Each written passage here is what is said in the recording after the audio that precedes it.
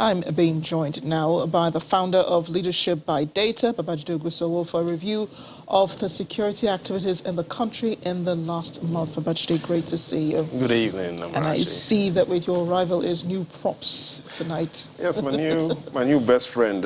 For me, it signifies we need to now start moving into big ideas, new thinking.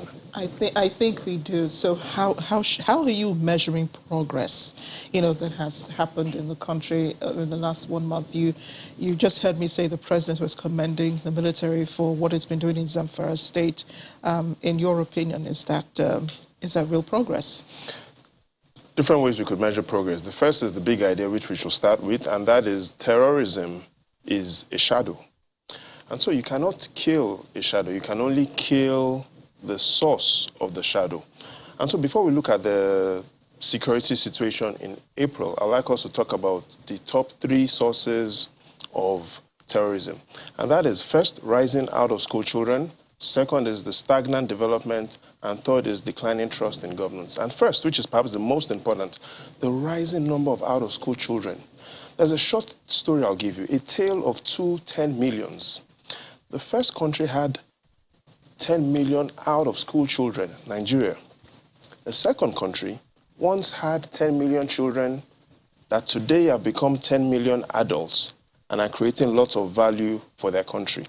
That country is the United Arab Emirates, a population of only 10 million who were once children, but today have created lots of value. And so that is perhaps the greatest challenge we are facing regarding the sources of terrorism, rising out-of-school children. But quickly, let's go into the top 10 stories of April, because there's a lot to talk about tonight. Right. And I'd like us to take a look at the top 10 stories, security stories, for the month of April. Number 1 is on the 1st of April. It wasn't April Fool's Day. We saw that report of the military identifying and eliminating 34 terrorists that were operating between Kaduna and Niger State. Second story, 5th of April, we saw terror-related attacks on a military base in Kaduna, and the terrorists were able to escape because of the large size of the area they operated in.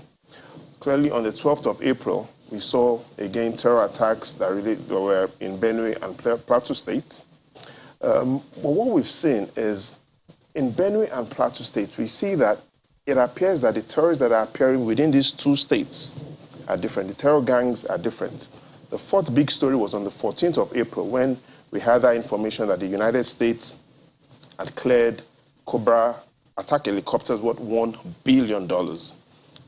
Same 14th, we saw the Independent National Electoral Commission confirming that one of their personnel had been killed, late Anthony Umokore.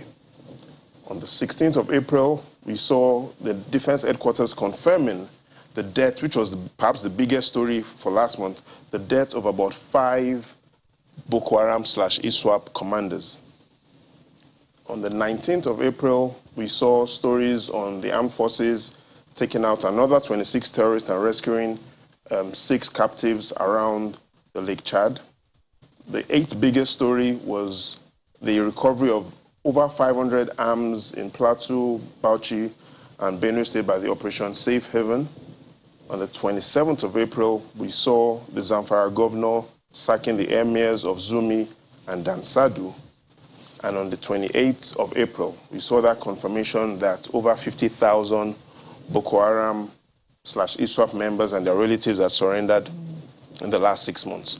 So in the summary, I will say that April started with fear, but ended with faith. I wish we could look into the month of May. Unfortunately, we have run out of time. Babajide, thank you for being here. Again, the pleasure is all mine.